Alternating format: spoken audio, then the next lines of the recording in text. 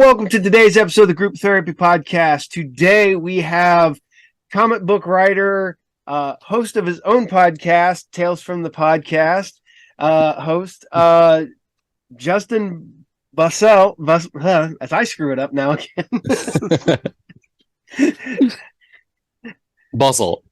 Justin Bussell. There we go. We have him on today. Tell us about yourself, Justin. Well, I mean, as you just mentioned, I did a comic book. I'm a podcaster.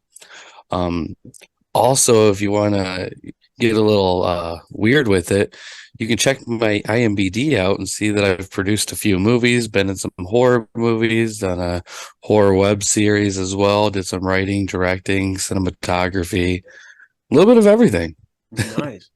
Not to mention I have a day job too. Yeah, that's amazing that you can pound out that much stuff. I mean, people freak out because I do the 3 shows a week, plus I have my own shop and I run a comic shop during the day, and I have kids and I have the household to take care of here, and I go to the gym. So they're like, how the hell do you got time? I was like, I don't sleep at night. I get it, man. I took a half-hour nap today. I got off work at 6 a.m. and did 12 hours. I don't. I'm a millwright too, so it's not an easy job. I don't miss those days at all. I worked for years, 11 to 7 in the morning, and I worked at a printing company, going all year round, and it was hot. So no matter what time of the year it was hot.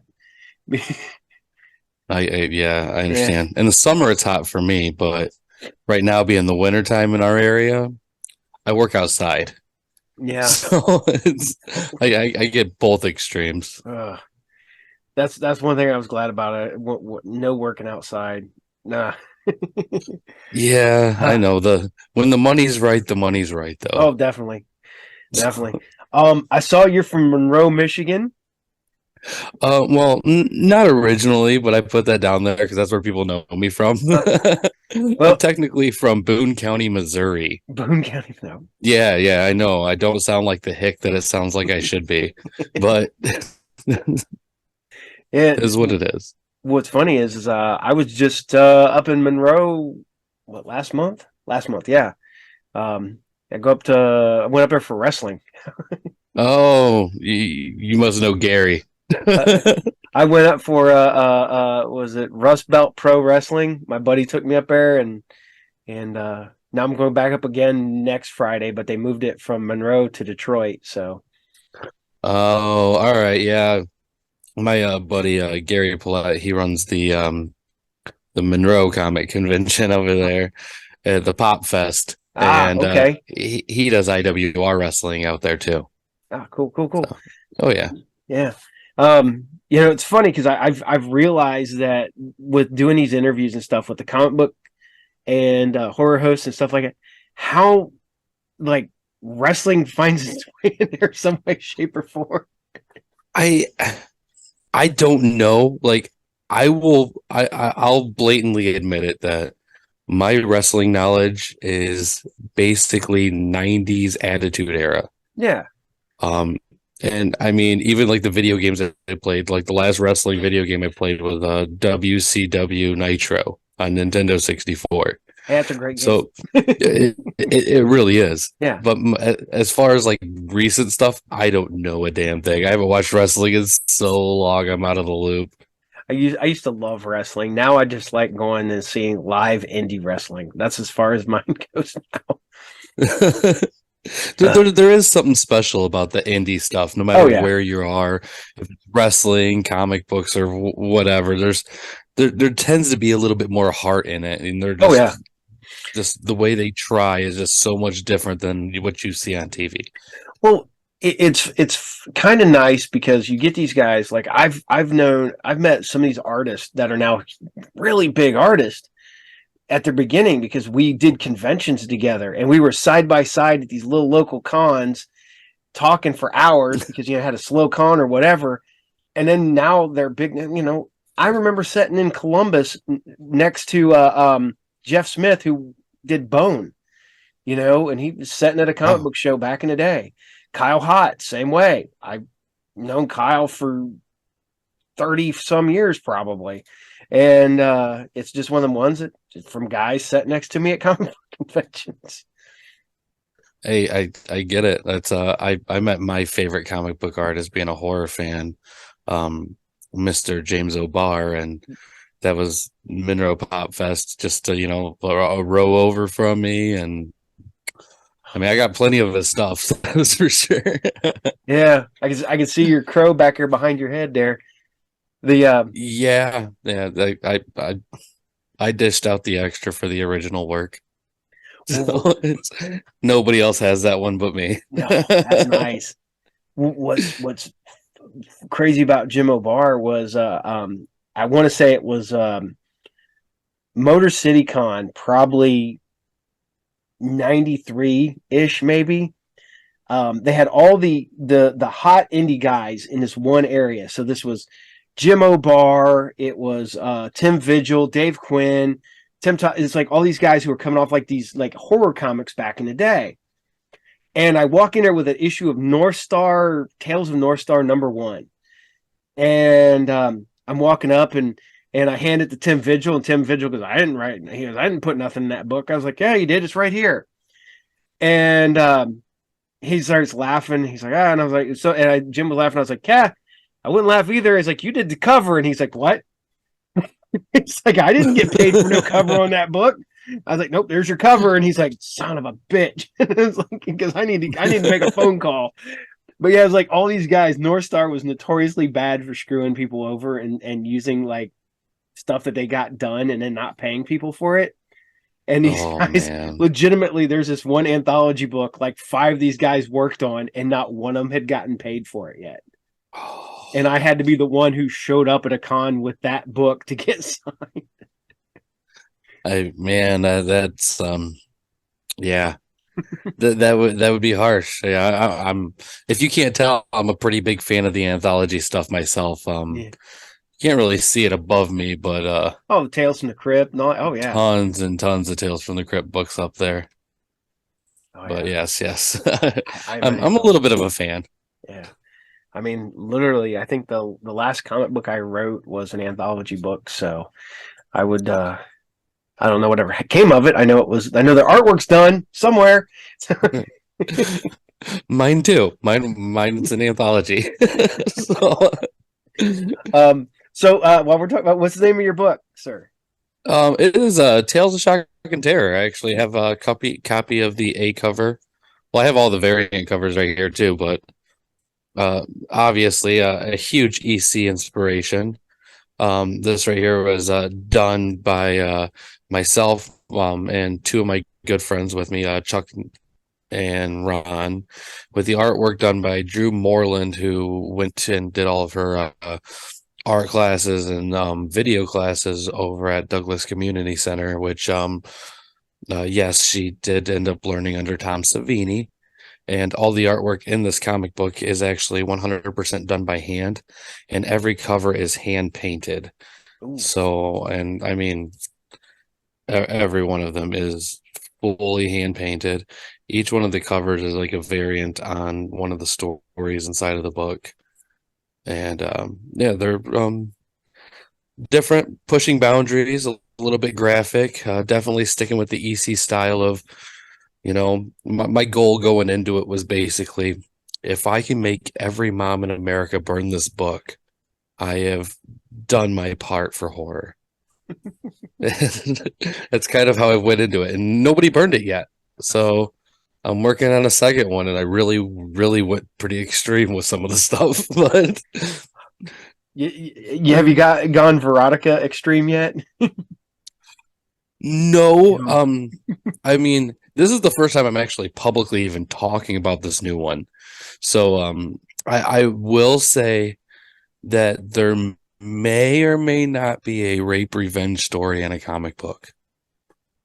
So if you're fans of stuff like I Spit on Your Grave, it's definitely going to appeal to those people.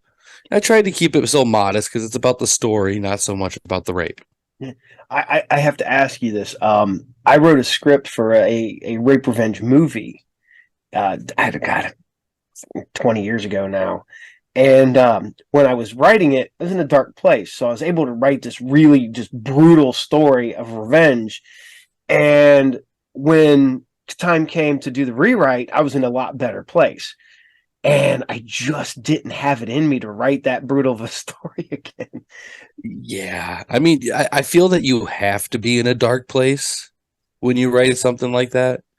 I mean, in the first book, my story in there, the artist, Drew, she said that when she was drawing it, it put her into a dark place. And she could tell that I've gone through some things, to say the least. Mm-hmm. To be vague about it, there is a scene with a child who gets his head smashed in with a hammer. So, and I, it could be a little bit graphic, but it's Mm-hmm. about, horror has that from time to time. Yeah, yeah. You know, It's but it's not it's not back in the day where what was it? Kids and pets were always safe, and then and I can't remember oh no, who. Somebody came along and screwed that whole thing up. well, I mean, Rugro Diodato with his Uh, one of my all-time favorite horror films, Cannibal Holocaust. Holocaust. Yeah, that one pushed the boundaries on those animals. So, Well, yeah, because that I was mean, all real. even to this day, they were, I mean, actually, I think he just passed away recently. Yeah, But 2 weeks ago, I I mean, that think. started a whole thing, and yeah, Mm-hmm. yeah, that's sad. But I found out from Giovanni Radici. So, yeah. What was I watching the other day? I was watching the old Franco Nero Italian Western, and it's like assistant Ruggero Deodato, and I'm like, what? Holy shit! Did he work on this? And yeah, he worked on that back in the like early '70s, I think. So Oh, he's done quite a bit. yeah, them I Italian guys mean, write I everything. did pay homage to him in my latest book that we're still working on. I mean, I'm a huge fan of his work. So who? How did you get into comics? What was your big? You said EC, but you don't seem to be that old. So I'm in my 30s. I okay. mean, I will fully admit that I've never really been one for superhero comics. So, growing up, like I'm the oldest of five. My little brother, he really liked this Superman, his Green Lantern and stuff. But my first comic book was it's gonna sound so stupid. The demonic toys No, yeah, I got comic that. book. Yeah. Was Yeah, it? I think and Eclipse Comics put it out, I believe. Or I believe so. yeah, yeah, And because they put then all the oh yeah, I mean they were great. I loved yeah. them. I mean, there's that, and then Spawn, and then right around the same time, I had to have been probably about 4 or 5 years old getting these. I was watching Tales from the Crypt, and I fell in love with the stories and everything else. And then, my dad was never really somebody for censorship. He was a musician his whole life. Mm-hmm. And, he basically started showing me everything else. I found out about the 1970s Amicus films, found out about the comic books, found out about the comic book code, the trials, what happened, basically what Crime Suspense Stories 22 ended up doing to the whole comic book industry, and the unfortunate side effect of Marvel and DC tag teaming up against DC because they were making way more money at the time. And I mean, I got caught up in all of it and just started collecting and collecting. And I mean, I think as of right now, I own probably about 70 EC books, which I mean, it's not like a horrible amount, but I mean, for those who don't know, they're not the easiest thing to come by, and they're definitely, it's not like you can go to the store and pick one up for $2. No, no. You can get those the nice reprints that they put out in the mid '80s aren't bad, but man, it'd be nice to have those original runs. So Yeah, I mean, no, you're not wrong. I mean, I unfortunately was never able to get the Crime Suspense Stories 22 original run, but I got the reprint of that. But I mean, even the reprint of that is going for quite a bit right now. But I do have quite a bit of the original stuff. I mean, right up there, I got like what was that Panic #6? Yeah, that's like one of the main ones that followed afterwards, where basically due to all the restrictions, they just put it out with a blank cover. Yeah. It's like basically their big old fuck you to them. So, I don't know if I'm allowed to Yeah, you're swear. allowed. My bad. Yeah. Okay. This is the show. This is my show that I'm allowed the profanity. The other shows, well, I do my Saturday morning show is I try to keep it, but my this show and my Friday show, I don't care. Those are for adults. All right, good. Yeah. So, in fact, there you can see the Crime Suspense Stories 22. For those who don't know, this is what put the world up into an uproar. Yep, the severed head. Oh yeah. I got I only have a handful of the reprints, but I have those really nice EC like thick volume trade paperbacks. I got a bunch of those. Oh, you got the coffee table one? The big one? I don't have the great big one. Oh, I have the ones that are like such a beautiful book. I don't know, slightly bigger in magazine size, like probably Time Life size. So, all right, yeah. Those. That's a nice collection too. I mean, yeah. I have quite a bit of those. I mean, I only have so much shelf space. Wait a minute. See all this? I don't have a shop. It's not fair. This isn't my shop. This is my house. Oh man. This is my basement. This is my finished basement. When we moved into this house, this was my wife and I's like living room area, because we bought a house that so we could big enough that my mother-in-law could live with us, because she was starting to get older and having some issues and stuff here and there. And then my kids still lived upstairs, so they lived in the top floor. My mother-in-law and brother-in-law lived in the middle floor, and then me and my wife kind of stayed here, but we had our bedroom upstairs. Well, my kids finally moved out, and my wife took over the upstairs. I'm like, okay, this is mine. So, oh man, those days! I can't wait for my kids to get old enough to move out. Oh, I still got one who will probably never move out. That's my youngest, but he has autism, so he's all chilled out. Then of course we got the dogs floating around here somewhere. But the nice part about it is those big books. I got one of them signed, I believe, at Motor City one year, because and I cannot remember his old, because they're all the guys who worked on them books have all passed away. But I got one of the last guys who did the covers, and he signed it, and it's like, oh man, got it all over there. I mean, the only way you could top that is if you started buying the Gaines file copies that have been popping up on eBay, which I don't know if you were able to see when they posted Crime Suspense Stories 22 up on there. No, I did not see that. I don't know if it's sold, but they had it posted for 100,000. Oh, it probably did. But I think it was a 9.2 or a 9.6. Wow. Yeah, well, gold label. Whew.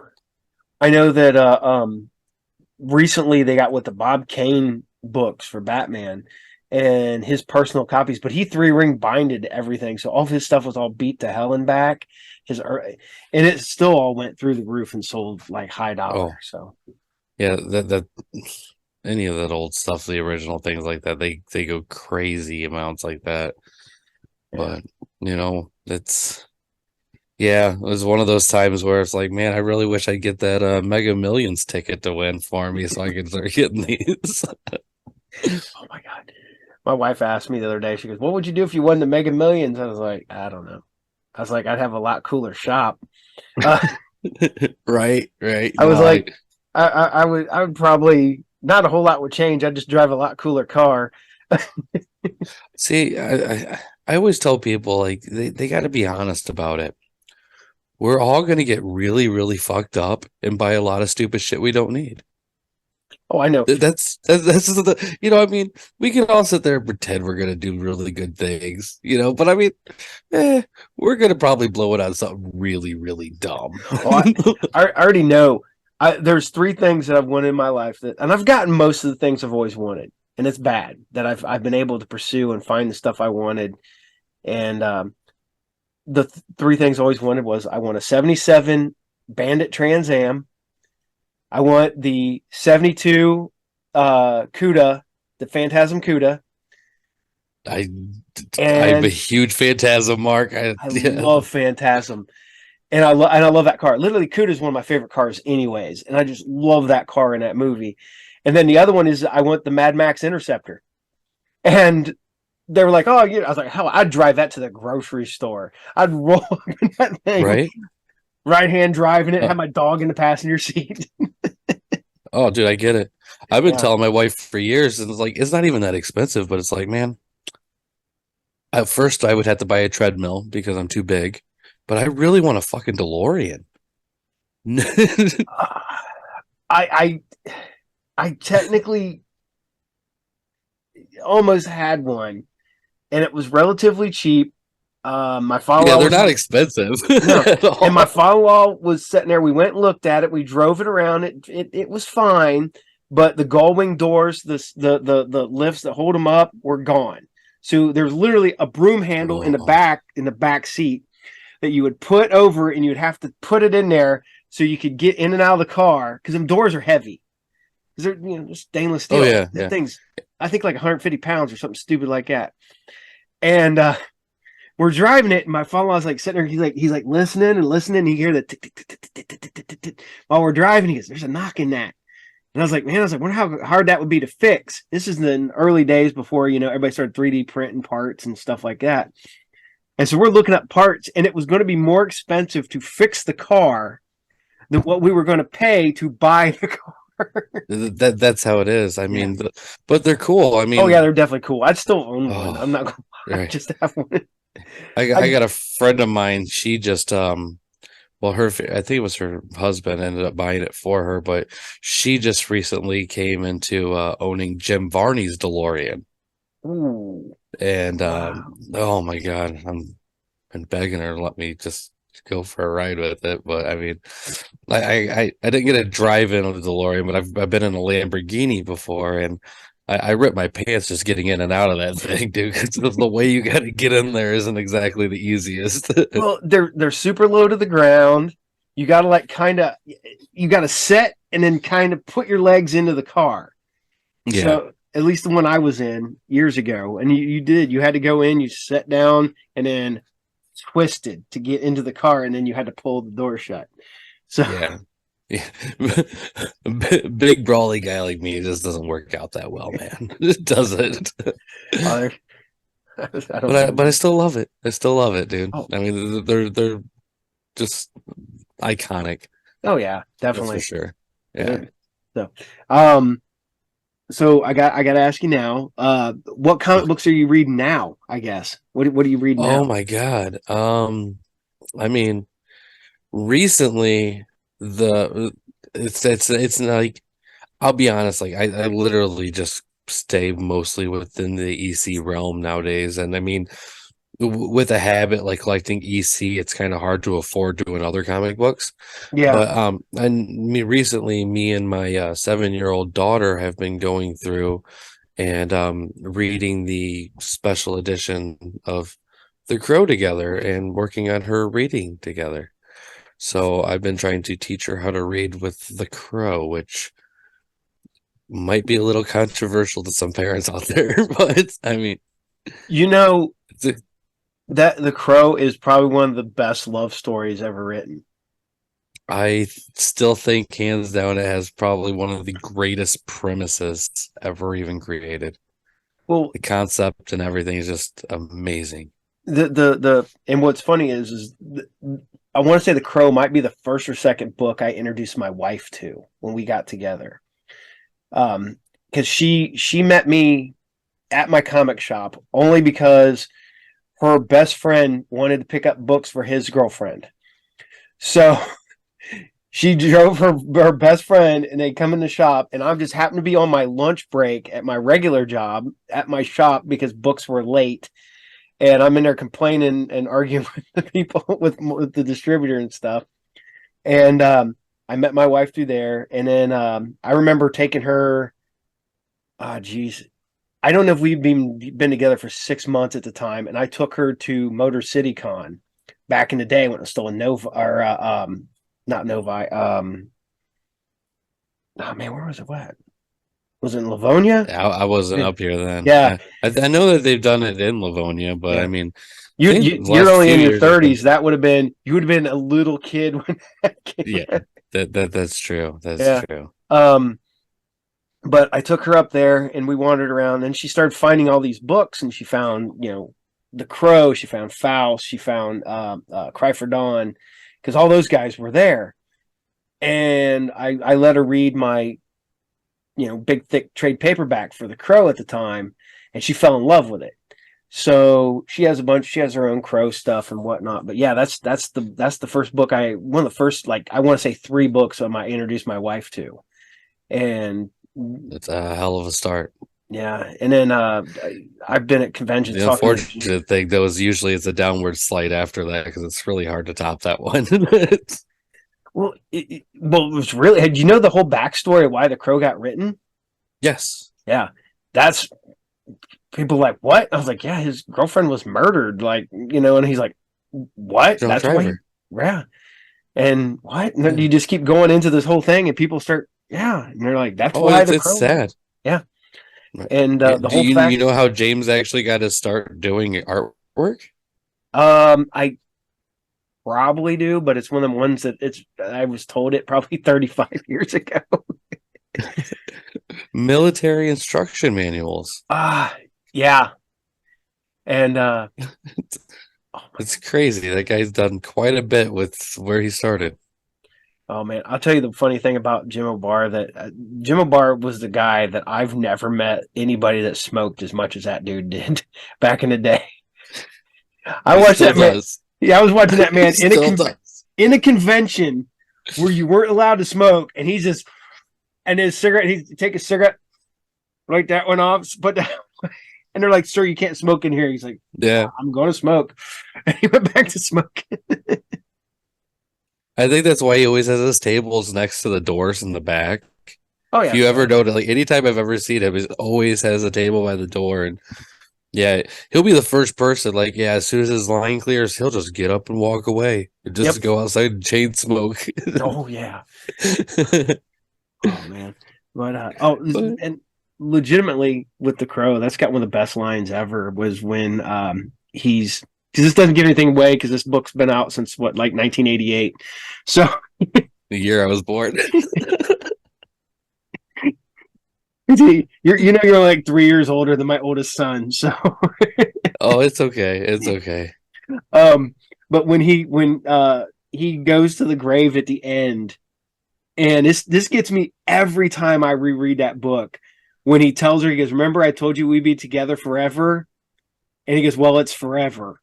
And then it ends because he finally admits and he finally dies, and you're just like, man, that's some deep stuff. Yeah, I mean, but I mean, I get it though. I get the place that he was at. That's for sure.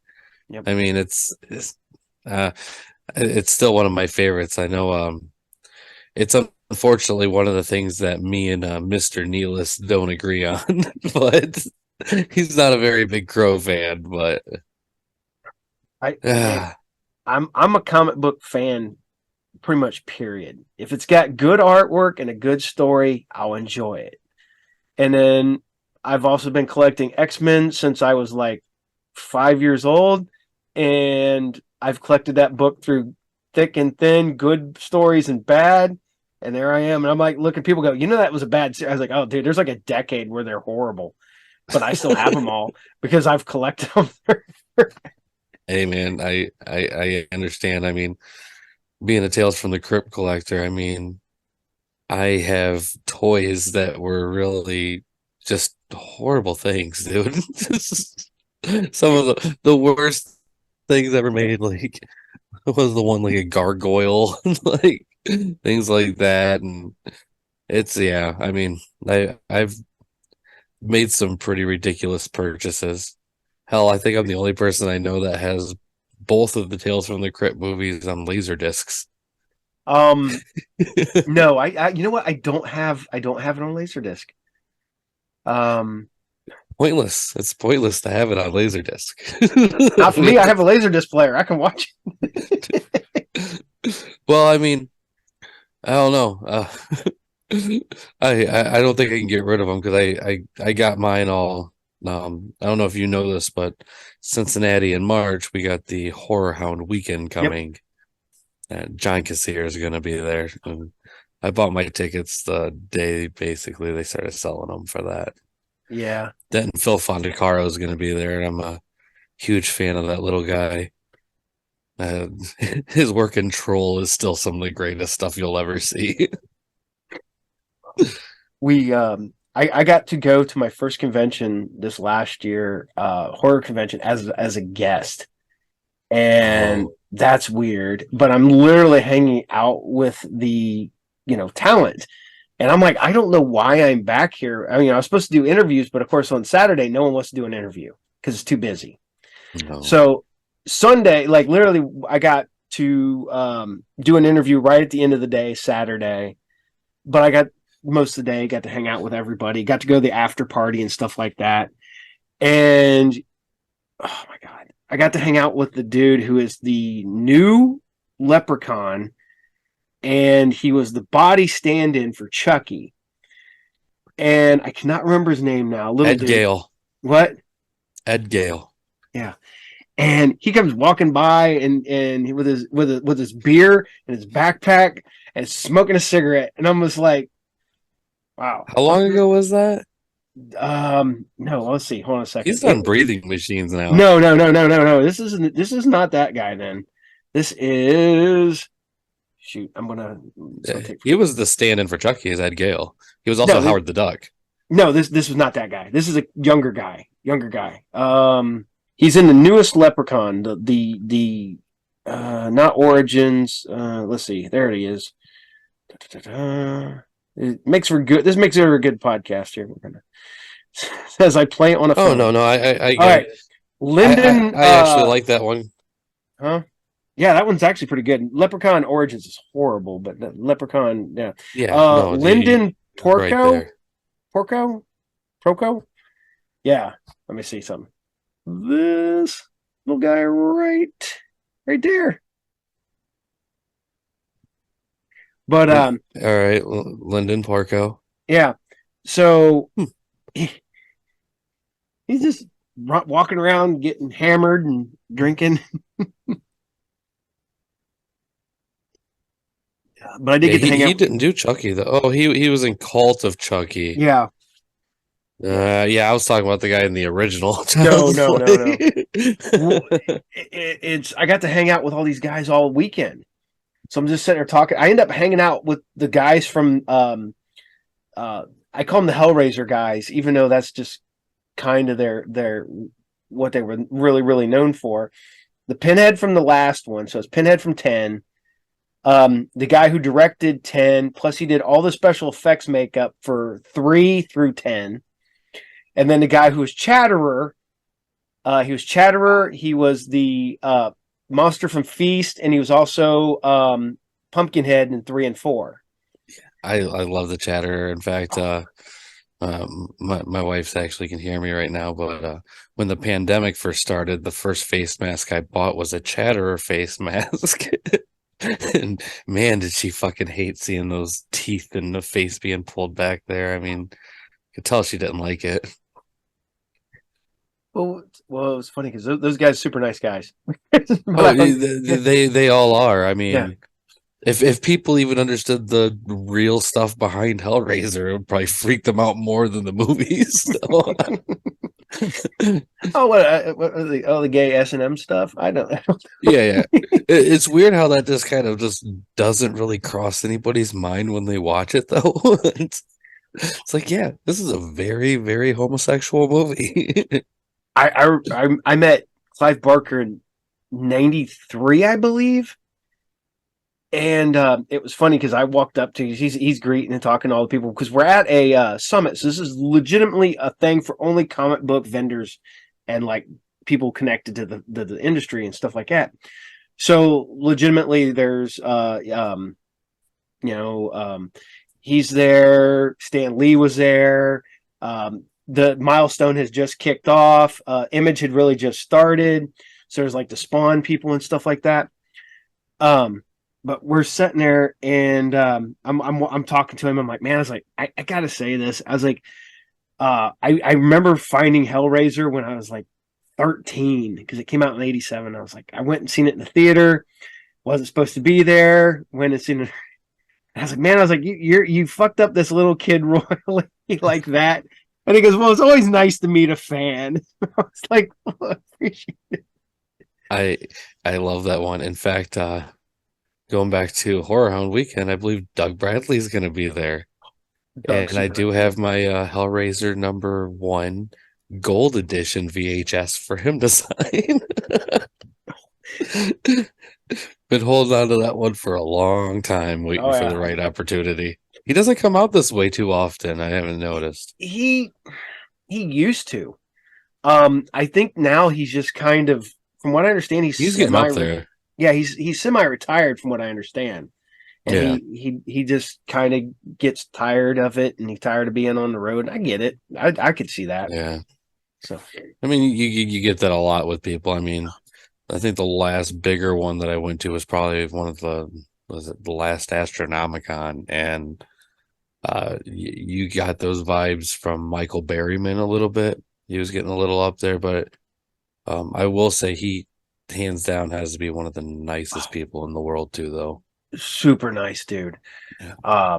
Have you ever interviewed somebody and they actually took you out of the convention place and took you over to their room to do the interview? No. Michael Berryman did that for me. I got to talk to him at God, this might not be right, but it was I want to say a Fright Night Film Festival in Kentucky in oh God 20 something, well 20 about 20 years ago. And he sat there, he chatted with us. If I ever find it, it's legitimately on a little super VHS tape, my interview with him. That was one of the ones where I met some of the nicest people in horror that went out of their way. The one that surprised me was Adrian Sean from the original Monster Squad movie. All right, yeah. All those guys were pretty good, though. They're all really nice people. It's kind of rare to find people in the horror realm that are mean.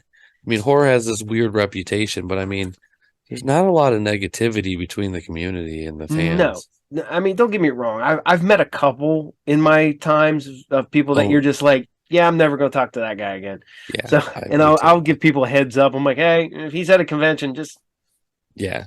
No, I'll tell you about some of mine off air. I don't like to call them out, but I mean, I've had some real problems with a few of them, and I mean, one of them caused a pretty big scene, which I'm probably not the proudest of, but yeah. I got kicked out of Motor City Con for telling Rob Liefeld he sucked because I was hanging out with the guys from Gwar. And we're set up where we could see him. And I'm at the end of my day, and I don't care. I'm getting ready to leave anyways. And there's all these people waiting for Rob Liefeld's autographs, and I'm just like, whatever. And they're like, man, Liefeld sucks. And I'm like, Liefeld sucks. And I just kept getting louder and louder. Person security comes over and says, sir, gonna have to leave. Mr. Liefeld asked for you to be removed. I'm like, it's all right. I'm out of here. Talk to you guys later. High five. Walked out the door. Wow. Yeah, I mean, I think the worst one I could say on here is probably I tried to record something when I was supposed to be doing, interviews, and the person got pretty offended because they were trying to promote the Jay and Silent Bob reboot movie. Mm-hmm. And I only wanted to talk about her appearance in Jack Frost. If you haven't caught on, it's Shannon Elizabeth. Elizabeth, yes. You didn't really care too much about it. I didn't want to talk about Jay and Silent Bob at all. Sorry about that. Oh, you are fine. You're fine. Legitimately, like every interview I do, unless I like the summer when it's warm, I can just make the dog stay outside. If not, I'm like, I'm sorry, I got to stop. We're gonna get the dog, run back over. I get it. I mean, I got a cat that's pretty loud. I see you got yours very quiet. Well, and mine, the black and white one's quiet. Oh yeah. So That one gets noisy. really? Yeah. Especially when I'm doing my other show, because I don't know what it is. If I set up my camera and my microphone, as soon as I turn them on, she'll start meowing. Really? I heard it's because Huh. it creates an electrical field or something that cats are sensitive to. But my other cat don't do it. Huh. I don't know. We recently had to get rid of one of ours. It wouldn't really get mad about the electrical things or anything, but if you sneezed, she would hunt you down and attack your ass. The hell? That's weird. Yeah, I mean, she caused me to break my foot. She had a few people that she attacked. I mean, off the top of my head, I think she's attacked 4 or 5 people. Yeah, I mean, I've never met an animal that I could say was just a fucking asshole, but that cat was. And it's always the prettiest ones too. It was like a long hair black cat, really small. Her name was Jedi, and she was a cunt. That Yeah. that one's not bad. My cat's chill. My cat's hiding over there, but my cat dead quiet. Um, you won't even know. Like one day we're sitting there going, is the cat around here? We started looking everywhere because the cat just disappeared. And we thought, oh man, the cat got outside. That's the only thing we could think of. And then all of a sudden I go in there, I go, hold on a second. I go and grab the cat food bag. Chugga, chugga, chugga. Cat comes running in. Like, what? Yeah, that's usually how it is. The other cat that we have is like that. She'll meow when she's around my wife, but that's the only person she likes. But she has to weigh almost 20 pounds too. I mean, when she walks, her gut just goes swaying back and forth. There was like one time, she like ran through the house, and I was pretty sure my daughter was running in the hallways, and it was the cat. Like, Oh, she, that's yeah, insane. huge monster cat. Never had any big monster cats, but man, I know people have had some. You It's just just gotta like, overfeed them. well, the worst part about it is the cats we got now are full grown cats and they're relatively small. And I don't know what it is about us, but like the last 3 or 4 cats we've had have all stayed small. And I'm like, oh, okay, maybe we know something that we don't know we know. Huh. I don't know. Hmm? If you want a bigger cat, I would strongly suggest mixing their food in with a little bit of Crisco. I'm not sure how that would help them in the long run, but you'll have a bigger cat. I'm pretty sure of Oh, it. I don't care. I like my cats the way they are. Now if I can get my dog to lose weight, my dog got fat. Yeah, I don't have a dog, so Ah, crap. Okay. So I gotta get back to some comic questions here for you. okay, all right, all right. Um, okay, if you could work with anybody in the comic industry, who would you want to work with? Oh God. I mean, it's sad because I've asked this person before and never got a reply, and this person also bought my book and has talked to me too. And uh, I would say I would love to work with somebody like Jim Terry. He incredibly nice person. I mean, really, really good artist. I mean, he ended up doing some of the artwork for was the hack and slash stuff with the Crow. Mm-hmm. And I mean, he's just a nice guy, huge EC fan. I feel like he would be somebody that gets where I would want to be. And I mean, a lot of days now, I mean, you don't get that same feel of people who are really into EC. Yeah. Most people walk past like stuff like what I do, and they'll be a little excited because some of the variant covers kind of pop at you, but they don't know any of these EC books. They know what Tales from the Crypt is Mm-hmm. because of the TV show and stuff like that, and John Kassir doing the Crypt Keeper. But a lot of people don't know too much about the comic books in general, and having somebody like that who actually really enjoys the comic books and what they were, I think could really make a project that much better. Cool. My next question was going to be a question you answered before we went on. But if you could work in any other medium, what would you work in? I mean, let's just be honest, man. I can't speak for everybody, but I only work because I need money. So, I mean, I would obviously pick something where I would get paid a lot and not have to work so I could actually do the stuff I really wanted to do, which I never get paid for. Like, like podcasting and writing comic books, which I mean doesn't really pay the bills that Oh, much, it but it's a does really not. great hobby, you know?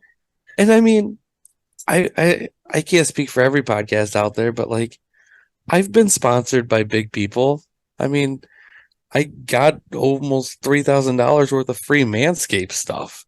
Like, like I've done it all, and just I mean, the money's not right for it all. I mean, if I could do anything, I mean, it would have to be more about it being successful. Having a family, it's kind of hard to just do what you love, unfortunately. Would you go back to working in film? Um, no, no. I mean, it was fun and I enjoyed it, but guess how much I made? Zero. That's right. Zero. Not a Yeah. zilch, zero. Yeah. You know how many people benefited off me though? Oh, More than my head. That's for sure. that's one thing that I've got to where I am in life, and people ask me because people are like, "Oh, you do all this stuff, you got a lot of followers and stuff," and they're like, "Have you made any money?" I'm like, I guess technically because I have Patreons that help, I was like, but literally I'm only using that to invest back into the show. So I'm putting money aside. I got a new Right. microphone. I'm getting a new chair, stuff like that. I'm not making any money off of it. Yeah. A lot of people don't realize like I don't know your setup, for instance, but like I don't know how intricate you've gotten with your setup either, to be fair, but No. I've gotten intricate enough where I have a Audio Technica broadcaster headset and I run it off a Mackie soundboard. Um, Not that far along. I got a Yeti microphone. It goes to my computer, to which I set on a folding chair on a folding right? Yeah, yeah. table. I got a radio station headset, XLR. Oh my god! I have a friend. He's I a went good too guy. far. They have they got a good podcast, but man, they dumped a ton of money in their Right. setup, and I'm like, okay, guys, man. I had my neighbor kid. He decided to start a YouTube channel. He was streaming stuff, and he was doing podcasts. His dad paid for him to go to PodCon.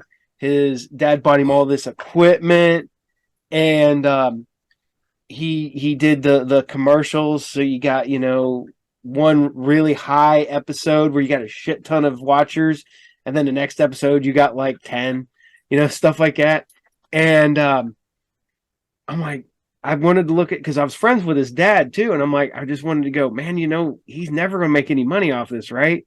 Because he's unless you get super lucky and like the one in, I think it's easier to win the lottery than to win the YouTube podcast lottery where you become famous.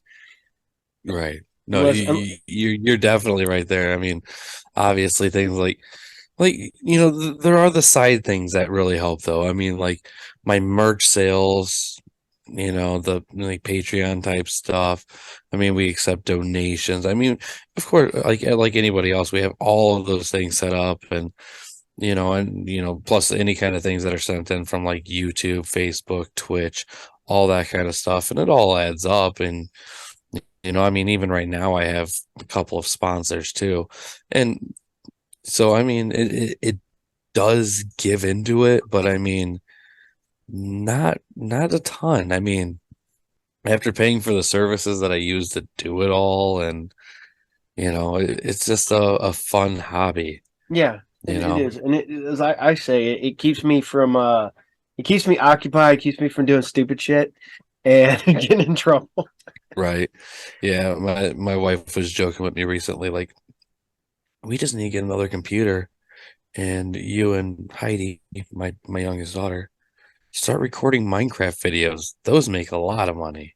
And I looked into it, and there was one person my daughter watched, net worth like $82 million, and she just plays Minecraft. It's like, man, this fucking bitch. Well, fucking Minecraft. well, that's like my youngest son. He got all of a sudden we're sitting there watching, and he starts watching those Ryan videos, and I'm like, this is just a kid at the water park and his parents recording it, and I went, what the hell?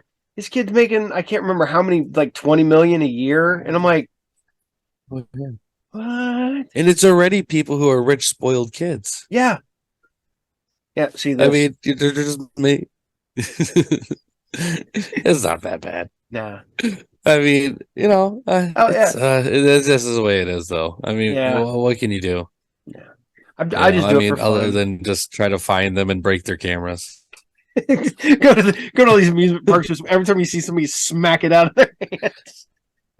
Right. Nobody gives a fuck about your kid and break their camera and walk away. Right. Oh God, it's bad because I mean I hate to say this, but it's almost true because everybody thinks that they're going to turn their kids into a new show. Right. Mm-hmm. I mean, people are weird though. I mean, it recently came up on my show because we were talking about kids, and I forget how I got brought up. It was like something along the lines of like everyone thinks their kid's cute, and I brought up there. I'm like, no one gives a fuck about your ugly kids. Most of your kids are ugly. That's just the way it is. Kids aren't cute. Most of them are ugly. Most of them are disgusting. I mean, more than half of them don't even wash their hands after they wipe their ass. You're gonna tell me that's cute? No, the kids are gross. Me and my wife were laughing. I was like, kids are gross and they're sticky. And I was like, I remember when they had when COVID surged again, and I was like, we don't know why it's surging again. I was like, because you open schools back up and little kids are gross and dirty. Right. You know how many times I got sick before having kids? Like fucking never. Now that they're in school, it's like, what the fuck? It's like I'm sick as much as they are. Oh yeah. It's bad. And the worst part about it is now I'm around like kids on a regular basis because I have the comic shop, and I got these high school kids coming in. You're just like, just stay the hell over there, stay away from me. Right. Yeah, I mean, I can't imagine running a comic book store. I mean, it seems like it would be the dream job, but I mean, I know one of my favorite local places. If you're ever in the area, you should really check them out. They're called Freedom Comics. Okay. And I mean, it's your typical comic book store. It's bigger than average, I'd say. Packed full of stuff. So much cool stuff, man. And they ended up getting robbed big time. Ooh. Man. Yeah. And then they ended up finding a lot of stuff, but they broke them all out of the graded books. Yeah, they broke them all out so they couldn't prove anything. Yeah. And I got that barcode on there. Yeah, they were able to buy all their books back, but all at a loss to them. And it was just sad seeing all that kind of stuff happen. And I mean, people don't realize the profit margins on a lot of that stuff really isn't that high for a lot of people out there. And those things really can break a business in a second. Well, I tell people, because I don't carry new books for the shelf.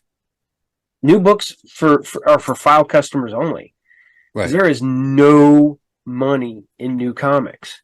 No. Because you get a 40% discount. You pay shipping. You got to pay people. Seriously, dog. And you got to pay all that stuff. Your margin goes down to nothing. What do you want, dog? Why are you freaking out? Really, dogs. But go lay down. Really? See, I get that dog, and then I got that dog. Oh, that's a cute one. That one's quiet, and then I have the fat one that's just that size. But then I got this noisy one. Go. You don't need nothing. Go. I don't have to edit all this out in the middle of the show. It's okay. Yeah. Just do what I do, man. We do our show live. Uh, I And then we go and download the audio straight and just send it out. Like, fuck it. I don't care. It's funnier. oh man, we've got some great stuff in here, but I've also had to edit because like they're legitimately like, um, my son comes running down the stairs because I forgot to lock the door, and I don't know what he had done, but he had spilt stuff all over his pants, and he comes running down the steps, just Winnie the Pooh in it, shirt, no pants, and all he sees him running like Vince. Like, I always called that Porky Pig in it. Winnie the Pooh in it, Donald Duck in it, you know. Right. No, I get it though. Yeah, no.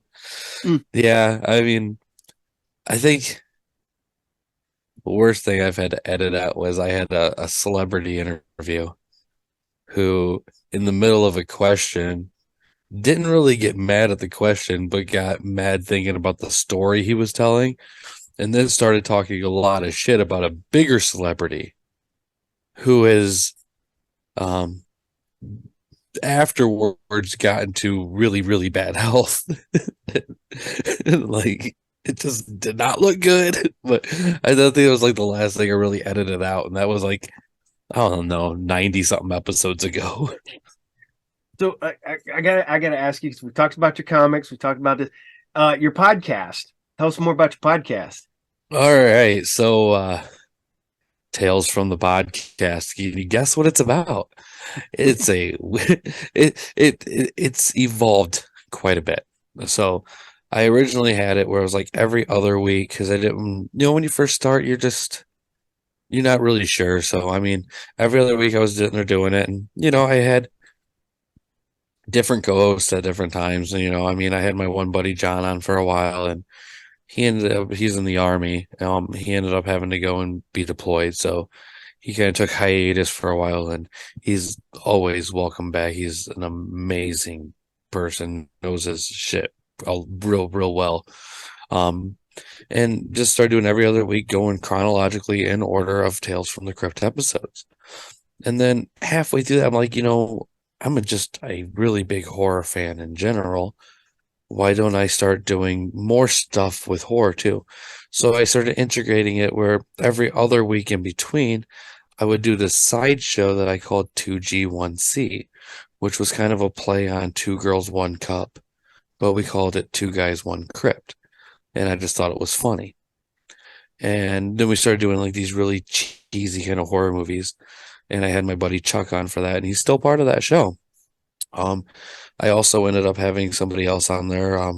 His name is Jack Hunter, and I ended up having to take him off and publicly talk about that because, I mean, he got a little carried away on a film set, and to say the least, it involved girls, minors.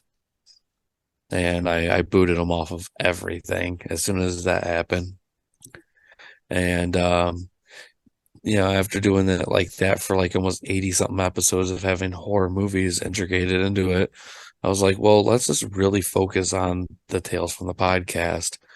And now it's a weekly show where we do Tales from the Crypt every week, minus certain special events. So like New Year's Eve, we have crossover episodes because we have other podcasts that we're just really good friends with where we, legitimately plan out crossover episodes where we air on both of our channels at the same time and do things like that. And, so like even for like this week, it's Friday the 13th today. Mm-hmm. So I thought, tomorrow's my show. Maybe we should do Saturday the 14th. But then I was like, fuck it, we need to do Friday the 13th part one. So, so we're doing things like that and, holidays and stuff. But I mean, right now we're at the end of season 6, which is really, really sad. If you're a Tales from the Crypt fan, you probably know that season 7 wasn't the greatest. So it's about to hit the shitter. We also have the worst Tales from the Crypt movie left, which is The Ritual, which a lot of people don't even know that's a Tales from the Crypt movie. No. It was such a horrible movie that they tried to do anything to make it sell better. And I think this movie got released in like 2006 or 2007, way after Tales from the Crypt was even off the air. Yep. And they added it to kind of help increase sales. Kind of like the opposite of what Tales from the Crypt did with The Frighteners, because The Frighteners was originally supposed to be a Tales from the Crypt movie, and they ended up taking it off there because they thought that would actually sell just fine by itself. And obviously, Michael J. Fox killed that role, and it was amazing. But so, I'm kind of right there. I will say that once we get to the end, we are going to jump in and do a couple of episodes off Tales from the Crypt Keeper, which is the cartoon series. Yep.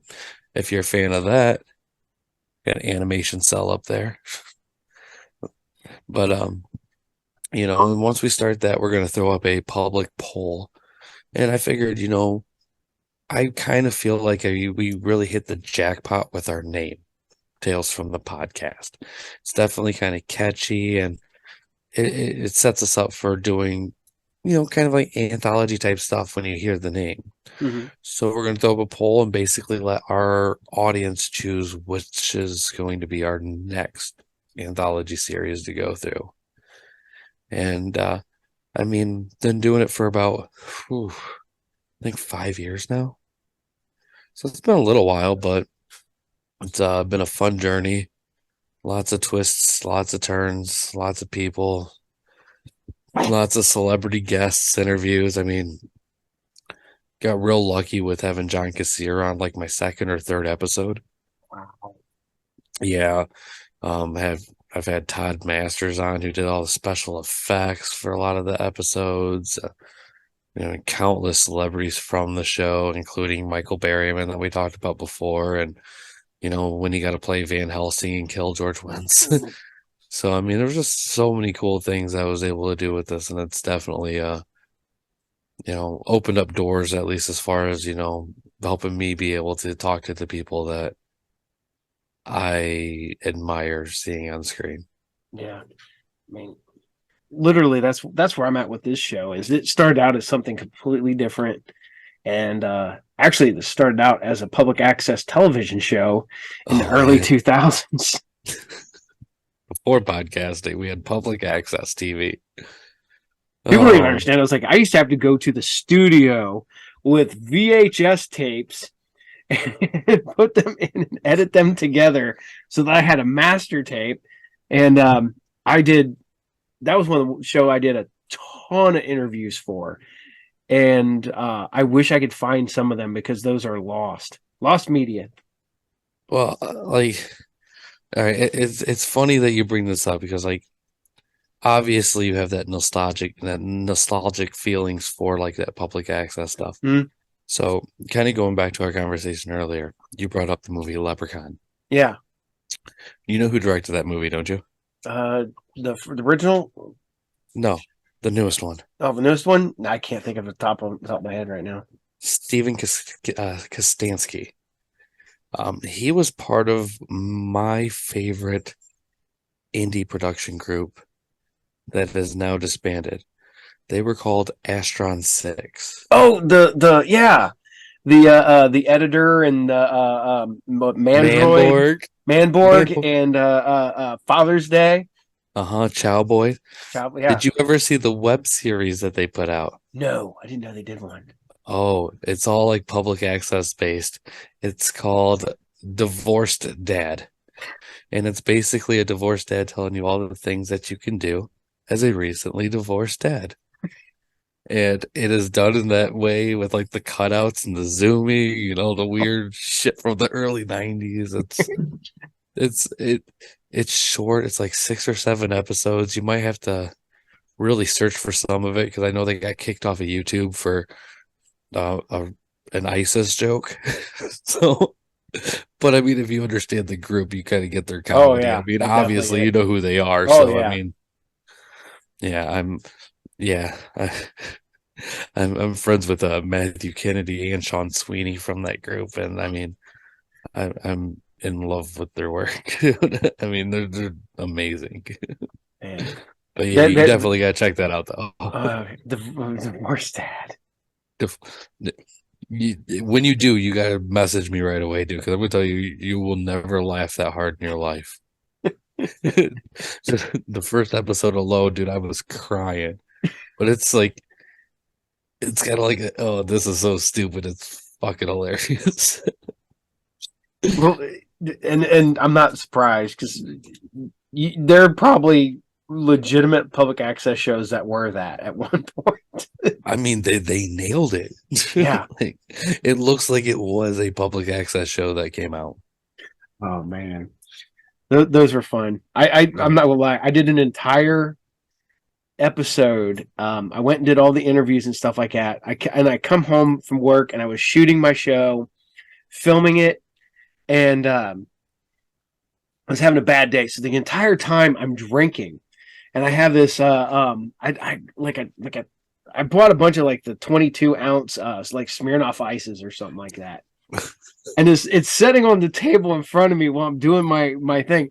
And the way I had to edit it, the bottle would be like completely full, and then it would be almost completely empty, and then it'd go back up, and it would come back down. And then suddenly there's two of them, and then the one would disappear. Oh man! I was like, man, I need a continuity guy to help me. Hey man, those days had to have been a lot of fun. I wish I could have started back in like that kind of era.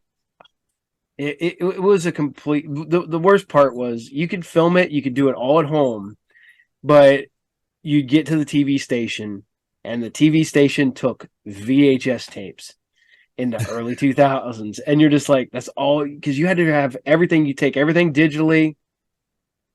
You'd have to run it through, put it on the VHS tape, go through, and it was a colossal pain in the butt. I've done the reverse, and I've took VHSs and turned them into digital media, and it's still kind of a pain in the ass. I mean, I guess it's kind of easy nowadays, but it's back in the day, it was a lot of fucking stupid setup shit. No, I remember doing that. I had a VCR. I had my S video cable going into my computer. Oh yeah. It was bad for me growing up because my dad was kind of the conspiracy kind of theory guy. So he would wait for the cable to run deals where they would give you like all the pay channels for free for like 3 months. Mm-hmm. He'd buy like 500 blank VHSs and record every fucking movie because he thought cable was going to end. And he thought there would be no more TV left and this would be like the only thing you could watch. To this day, he has like 16 terabytes of movies because now he thinks the internet's going to fail, but his hard drive's going to be okay and he's going to have all this movies and TV shows still. Yeah. Well, that's what's funny with me is I am on the quest to save lost media, so I'm always looking for, cartoons that don't exist, on DVD or anything like that. So I'm always consuming that. So I have 4, 6. I don't know, like 16 terabytes of old Saturday morning cartoons from back in the day that you can't find anymore, and all that fun stuff. And don't get me wrong. I mean, I have a lot of stuff too, but I also have every streaming service out there. I mean, I got behind my computer is a 16 and an 18 terabyte external full. Jeez. And then I got another 1 terabyte here and a 2 terabyte in my drawer. I got about 6,000 DVDs on multiple shelves, probably a couple thousand Blu-ray. I got probably about 1,500 VHS tapes still. Oh yeah, really? I'm right there with you. Really, dog? What is your problem? And I still got like 100 laser discs. I got about 20 of the VCDs. Oh man, because I'm no, good old days of public access television. Can't beat it. But no, like the streaming services and all that stuff. I got a buddy who does the same thing. He thinks all that stuff's going to go away one day, and I'm like, I'm not going to say they're going to go away, but some of the movies just ain't going to be streaming. But then you got channels like Tubi that's proving me wrong. So I'm like, yeah, Tubi, and it's free. Yeah, Tubi and Plex. If you're a horror fan, dude, I'm telling you, Tubi is the fucking shit. Most horror fans are always going to swear by Shudder, and don't get me wrong, Shudder has some cool shit. Oh yeah, But as far as like the amount and the quantity, man, Tubi hits the fucking shit out of the park. Tubi's great for movies. Period. Shudder's good because they do the original stuff. It's like the only Shudder gets and stuff like that. I've had some problems recently with that, and not it's I don't know. It's not the most political correct thing, I guess you could say, but they really focus on a specific group of people nowadays, and to me it's just overdone. It's like, yeah, just move on. Let's go back to the 80s. Let's see Chopping Mall and Blood Diner, and I don't need to see all this bullshit propaganda fucking stuff trying to make you feel certain ways over certain issues. And they've even put out documentaries about some of the stuff, and it's like, I just miss the old days and horror and the brutality of it and the nastiness of it. And there didn't have to be anything. I mean, like we were talking about earlier with Clive Barker, I mean, homosexual BDSM fucking movie to a fucking T, but didn't really throw it in your fucking face. This day, it's like Shudder's pretty bad with some of that stuff. And I feel like a lot of the blame has to go to Jason Blum, who I despise with a passion. See, I'm a guy that I do not like I can't say I don't like the A24 stuff, the intelligent horror, and you're like, I to this day I watched Hereditary once in the theater the weekend it came out, and then I tried to rewatch it later, and I couldn't get through it. I'm like, barely got through it the first time, and it's like, oh, it's the scariest movie, and I'm like, I laughed at the big reveal at the end, and I'm like, I don't.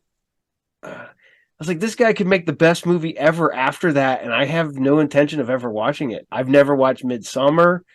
I haven't watched I any of didn't care for it. I mean, they've done some things that are okay, but I mean, for the most part, there's a lot of stuff I don't care about with them too. I mean, a lot of it's just highbrow bullshit. Like, I will say, in a weird way, enjoyed The Lighthouse, Now, see, I've not but watched The Lighthouse yet, but that was like, I mean, you actually had like a cast that was worth a fuck.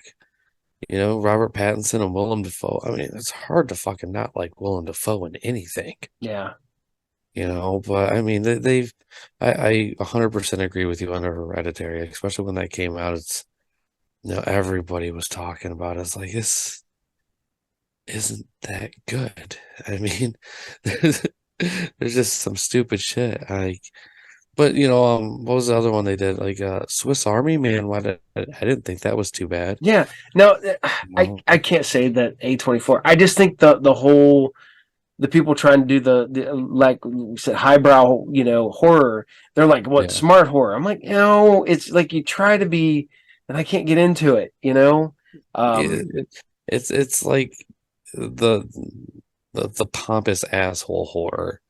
It's like, look at me, I'm so much above you type shit. And they do that on a lot of their stuff. But like I said though, they have a few things. I mean, hell, I think Tusk is an A24 film too. The uh, Kevin Smith horror yeah, movie. I don't.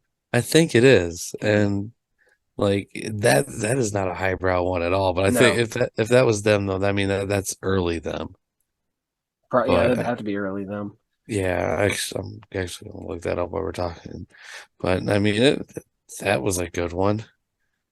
And yeah, it was. It was one of their movies. Yeah, So I mean, not all of them, but I mean, like, I mean, we're talking like 2% of their stuff is decent. But I feel the same way about Jason Blum. Ever since he ruined the remake of Black Christmas, yeah. I've hated him ever since. Damn I him for not even including Billy. What the fuck kind of horror fan are you? Turn it into magic. Fucking cocksucker. See, I've never watched the new one. when they did that. What was it? One early 2000s. Yeah, I yeah. I That remake wasn't bad. I didn't It like that was one when either. they well, I mean, it still had the same premise Yeah. though. This new one is nothing. Nothing the same. You know, that guy's just ruined like every movie he's ever touched, as far as I'm concerned. There's a couple Bloomhouse I like, but there's other ones that might be Bloomhouse that I didn't even pay attention that they were. Yeah, he's touched some franchises that's. I mean, he had no right to touch, in my opinion. But What what's your favorite horror movie franchise? ooh, that is a very tough question. Um, I mean, there's so many good ones. I guess I'd be lying if I didn't say probably Leprechaun. It has that weird horror comedy mix that I personally love to death. And I'm not saying it's better than some of the other ones, but it's one that I personally love, especially when you go to like number four, Leprechaun in Space. There's one of the most fucking wildest ideas I've ever heard of in my life at the time. And I fucking love the shit, dude. I can't help it. There's just something about it, No, we you just know? talked about that the other day. Me and my son were talking about the Leprechaun movies. Like, man, four is far better than it has any right to be. Fuck yeah. But then again, I mean, like, I'd also say, hands down, probably one of the most underrated actors ever, Warwick Davis. Oh, I that dude's mean, great. oh God, I mean, I don't care what anybody says either. This Willow series he's working on doing and everything, that's been good. Who the fuck thought that they would make Willow good again? You know, I've loved Willow. I didn't mind this one at all. I'm only about halfway through it, and I'm enjoying it. I did. I knew a lot of people that hated the beginning because you thought it was gonna go like the lesbian way, but I mean, it, my whole thing is though is I was like, wait a minute, them kids got to be a lot older than that at this point because everybody else aged, but suddenly they just have teenage kids. right? Everybody else aged like 45 years. Yes, Like, it was like 30. I was like, what is it, 1988 when that came out? It's like 30, yeah, same year. 35 years old. 34. 34. Yeah, I was like, this is. As somebody born in 88, I can tell you. There you go. But I mean, no, I agree with you on that one. But I mean, he's just a great actor. But you know, I mean, the man, dude, the Texas Chainsaw. I mean, the man. See, that's one of them too. Though, where it's like I love the original so much. Mm-hmm. Sequels, I mean, some are okay, but I mean, for the most part, it's like a downward trend. That's the original. I mean, Freddy. I mean, he had some real stinkers in there. Going Nightmare on Elm Street. I mean, there's some good ones, but there's some real fucking pieces of shit in there Oh yeah. too.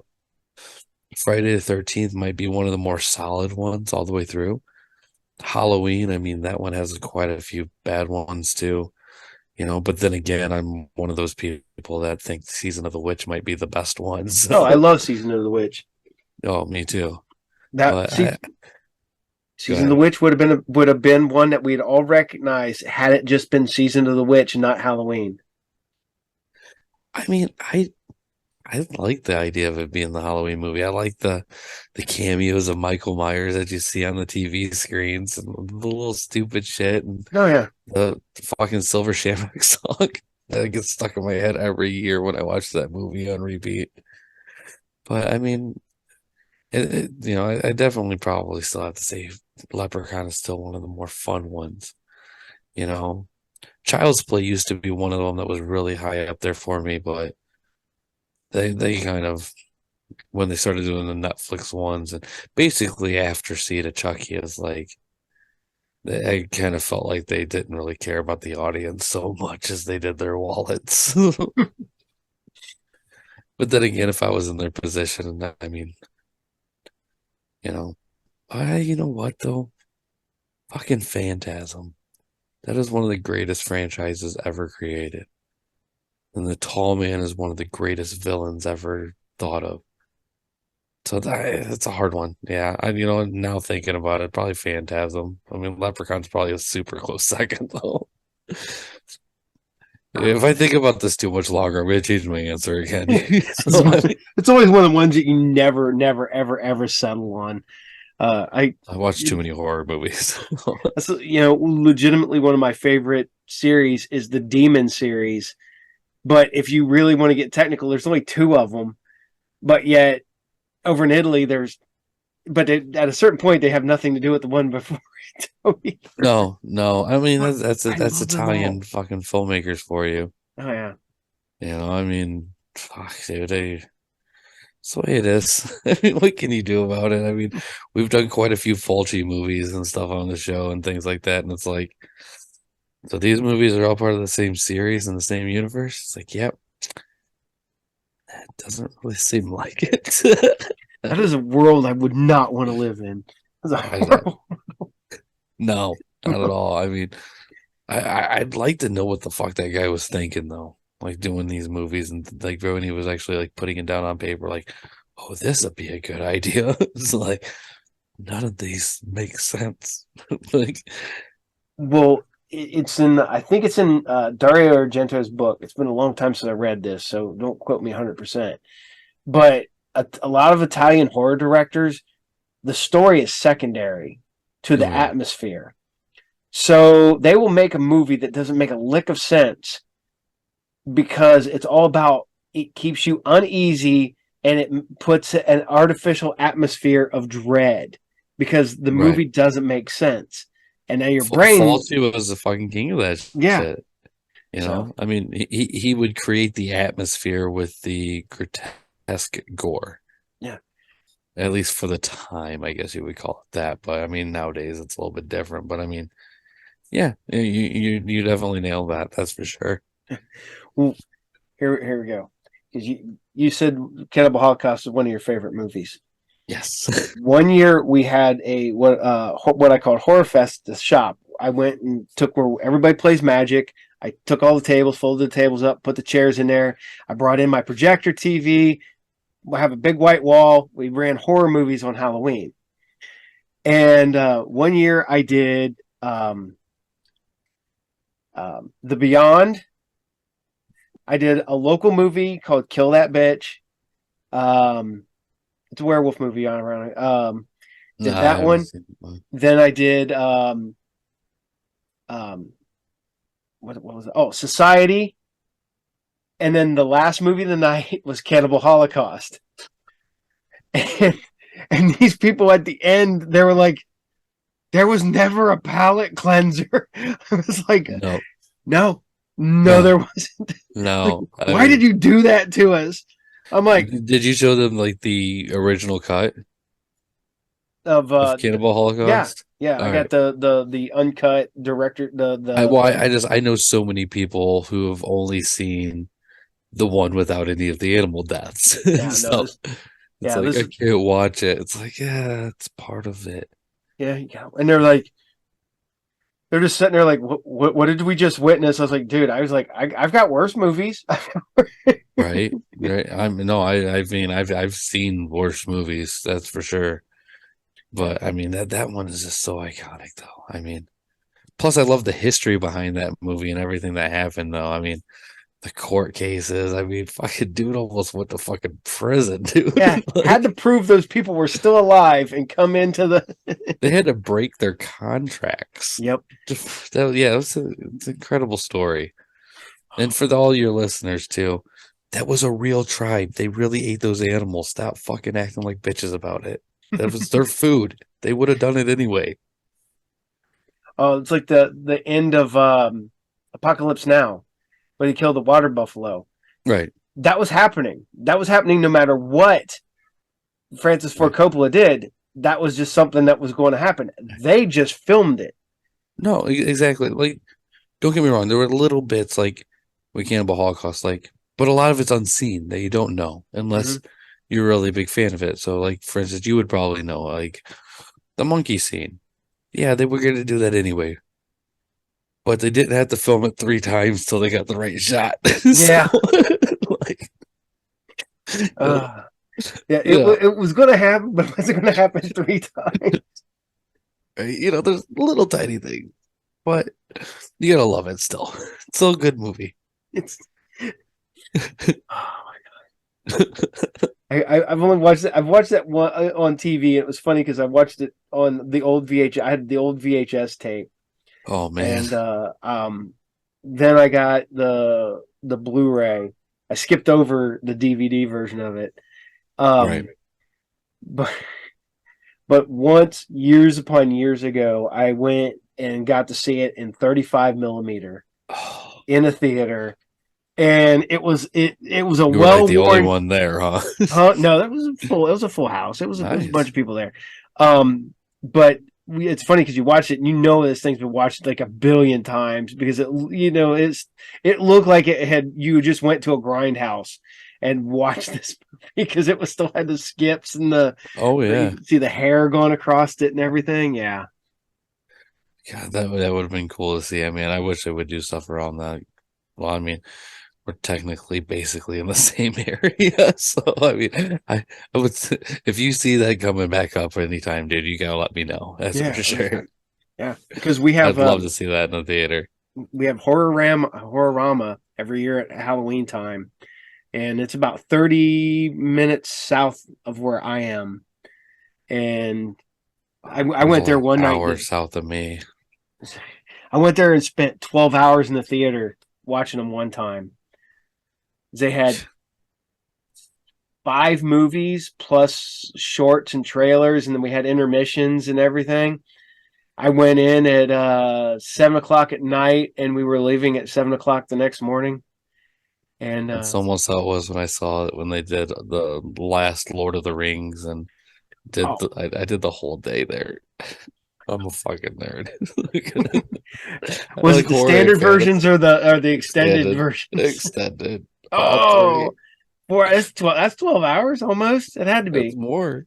It's Yeah. more 12. Yeah, yeah. I did the same thing with Star Wars too when they did that. uh, I have never went to the theater and watched that many of a single like Star Wars. I'm a big Star Wars fan. I've never been and went and seen. I don't have any Star Wars tattoos. I got more than that. That's just all I can show right here. I got my neck, my leg, my arm. That's the one is that everybody's surprised I don't have, and I'm like, Really? yeah. It's like they also like you don't have GI because I'm a big GI Joe fan too, and they're like, you don't have any GI Joe. I was like, no, I have Cthulhu. Hey, that's a good one. It's the Necronomicon, so it's like a page from the Ah, book. I have Megatron from obviously, I'm a Transformers. huge Evil Dead fan too. And I got Godzilla, and I have Voltron and Mazinger Z fighting. Hey, dude, that's pretty sick. I mean, I recently just started on my my horror sleeve, and I'm actually covering up this whole arm. Mm-hmm. And I'm not doing it the way most people do because most people just get like a picture of the horror person. I got portraits of them. Okay. So, I mean, I got Frankenstein and the Wolfman so far, and I'm going to go all the way around and do them all. But I mean,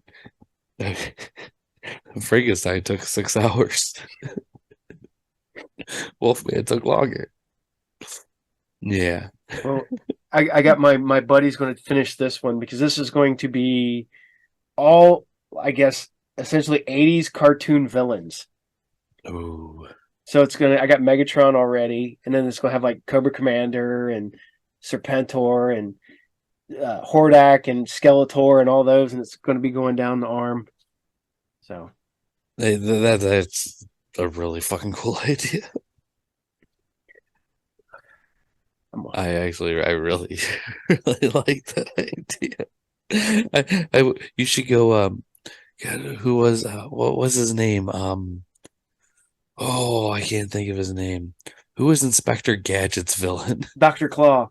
Yes, you gotta have Dr. Claw on you. But Dr. Claw, you never see his face in the cartoon. No, but you gotta have him as like one of the background pictures, like in between the pictures, where you just see the hand and you see the arm sticking out between. Little things like that. Well, what's Oh, funny is my buddy's the tattoo artist, so he's working on it like right now, doing it slightly in his style. So he's like, "Man, I didn't even know some of these cartoon villains existed." Because I said, "Oh, I went uh, um, Monstar from Silverhawks. I went Tex Hex from Brave Star. I went and everything." He's like, "Who is what?" I don't know who this. dude, you could probably just do the whole arm on just Scooby Doo villains. I kind of want because I want the robot and the space kook, which is Right. those are my I two favorite villains from Scooby Doo. So I was like, man, that's a great one. wasn't Ninja Turtles. That was the 80s one too, wasn't it? Yeah, so I'm gonna get Shredder. I'm gonna Yeah. get Shredder's head there. Yeah, Oh, there's so many good 80s ones, dude. I mean, I'm getting Venger from the Dungeons and Dragons cartoon and all that stuff. So really, guys, Dungeons and Dragons cartoons. I have seen way too many of the Dungeons and Dragons things. So it's been a lot of my life. Oh, whatever. Could I'm be I'm worse. I'm the worst part about it is I'm one of them guys who I'm a horror movie, Saturday morning cartoons, comic books, and like heavy metal music and stuff like that. I'm like, man, I was like, I'm legitimately going out of my way to make sure like society doesn't want anything to do with me. Dude, I'm right there with you on basically every single thing you said. I mean, I'm pretty sure my wife is ashamed to say that I still watch Scooby Doo. No, my wife don't care. She Yeah, watched I'm Scooby Doo pretty with me the sure. other day. My 7-year-old won't watch Scooby Doo with me, but I'll watch it by myself. I was using her as my excuse for watching Scooby Doo for the first few years of her life. Now it's just like, I end up just watching it by myself. I still watch the new ones when they put them out. Like, Oh what the hell, I'm a huge fan of Mystery Incorporated, the one that then the yes. new. Oh my god, that's so good. It was only like 2 seasons, Two wasn't it? seasons, yeah, and kind of ended Yeah. on a cliffhanger, and we did not get it. And then instead, we got that Be Cool Scooby Doo that everybody hated. It It was wasn't that good, to be this, fair. I mean, it yeah, really wasn't that good. I the mean, the family, what I call it, the Family Guy version of Scooby Doo. yeah, it's pretty cheesy. Yep. But no, you're right. That Mystery Incorporated, I found that one by accident. I didn't even know it came out, and I actually thoroughly enjoyed that one. Oh, It kind of brought back the whole solving a mystery concept to a lot of it, and it was just really good. well, It was very well done. you had the weekly one-off characters, and then the huge overlying story arc of both seasons. Right. And you find out that there was more Mystery Incorporateds before them, and that they're the it's a legacy. And oh, it's I so will say though that mystery is definitely kind of like a cheesy little thing they do, though, but well. The fact that it's Lewis Black expected. is still great, Yeah, yeah. It wasn't bad. It was significantly better than I thought it would have been. and the fact they got Jeffrey Combs to be HP Hatecraft was so good.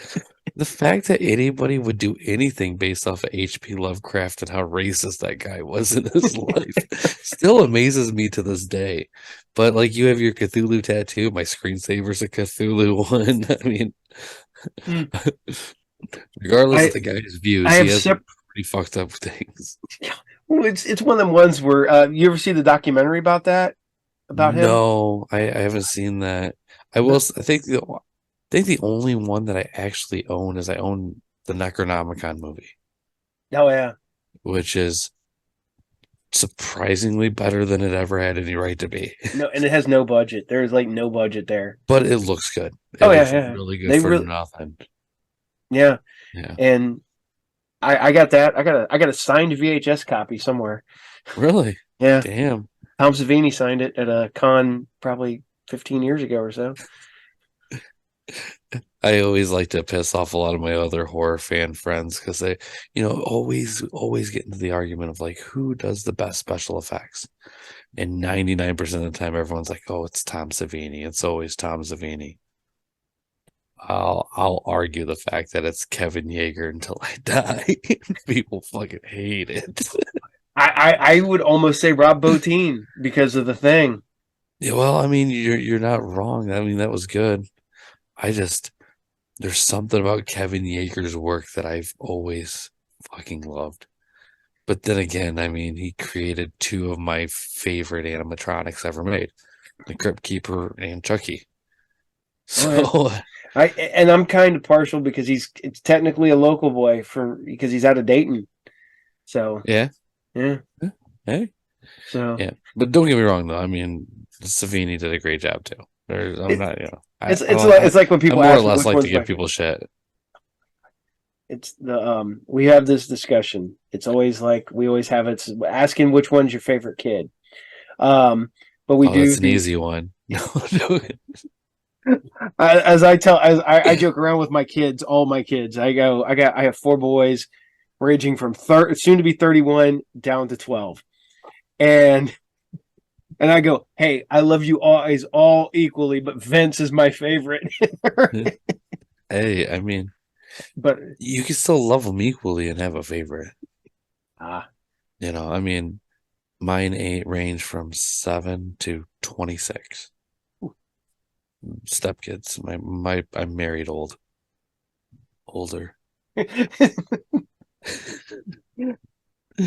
But yeah. I mean, it's yeah. I mean, kids. Gotta love them. oh, I do. I love my kids to death. Oh yeah, That's me too. you talk about when you were putting your podcast together, having your people that you could talk to and have really good conversations with. Legitimately, the person I have the best conversations with is my son Joe, and that kid wants nothing to do whatsoever with being on a podcast. He doesn't want to be recorded. He's finally getting it. He's almost 23, and he's 23. He's just turned 23, and he's finally getting to where he's finally like, well, I guess if the conversation was right, I would come. Well, I mean, you know where he's coming from. It makes sense. Yeah. I mean, I don't know. It was hard for me to figure out like everything that I wanted to even do with it because, like, yeah, I do Tales from the podcast. I've been doing this for a while, but by all technicalities, it didn't even start there. It started with me doing a different show altogether. And when that failed, I kind of had picked up the pieces and turned it into what I wanted it to be. And I mean, like it has to be the right thing that you want it to be about. And Yeah. especially with podcasting, like one of the biggest things I've noticed is your audience, they can tell when you're passionate about something. Mm-hmm. And that's what you have to do is you have to find out what you're passionate about and talk about that. And I mean, especially with, how I do it, because I do everything live. So, I mean, it's not like, oh yeah, no, I mean, I'm getting live interaction from YouTube, Twitch, Facebook all at the same time from everywhere. And I react to it all as it's happening and bring up comments and so it's like I am passionate about it and try to answer and be part of everything with it. But I mean, it's one of those things where I feel like it's definitely shown up to be like a very beneficial thing to podcasting.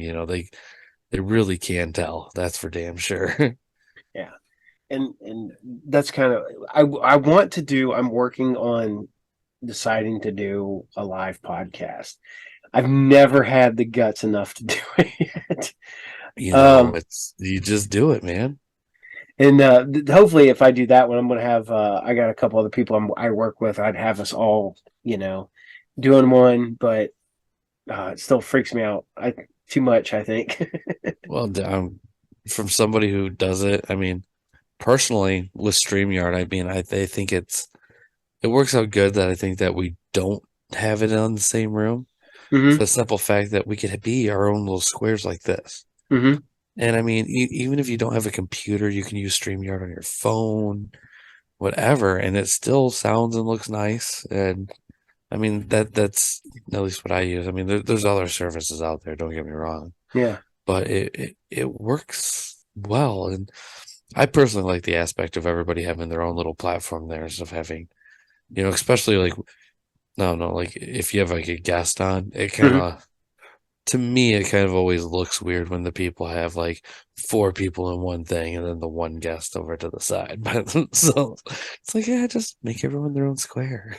Like, but Uh, that's like, that's a personal preference too. I mean, it really doesn't matter.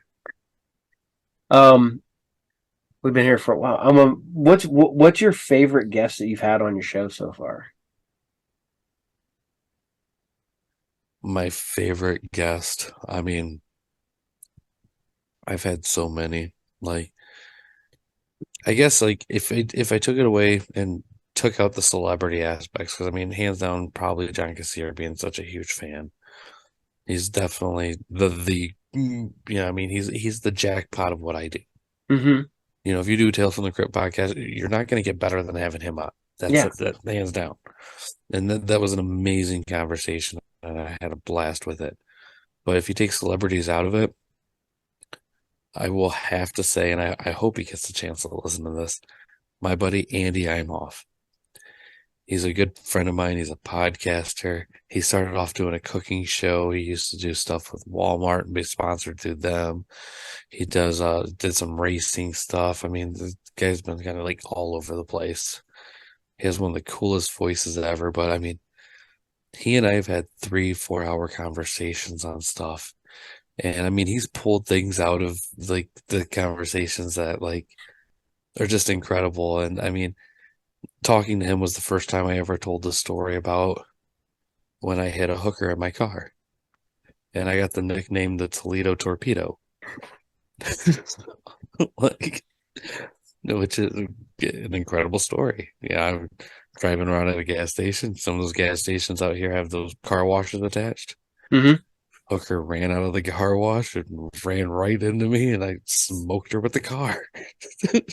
Like, then she jumped up and tried to offer services. And it was really like the craziest thing I've ever been through in my life. But I mean, like, we've just had some of the funnest, craziest conversations ever. It's such a weird thing, but it's always, I don't know, it's always those people you have like that special connection with and everything. And like, he's also the same guy who talked me into spending $600 on a fucking huge fucking smoker that I didn't need. But he also taught me how to smoke meat like the best fucking way you can, dude. I mean, we got a fucking, I mean, at my house right now, it's like me, my wife, and my two daughters. The stepkids, the oldest two boys are moved out, and I mean, they're on their own. They're old enough. But I mean, we still had it before where it's like, all right, well, we're gonna smoke 2 racks of ribs, 4 tenderloins, 16 sausages, about 14 chicken wings. It's like, man, there's only 4 of us. Why am I doing this? It's like, but god damn, man, yeah. I mean, it's always those guests though to me that really kind of make it. That's make it fun, entertaining. The celebrity guests are always cool and they can always boost your numbers and stuff. I mean, obviously you're an Evil Dead fan. I mean, probably one of my highest viewed videos is my interview with Dana De Lorenzo.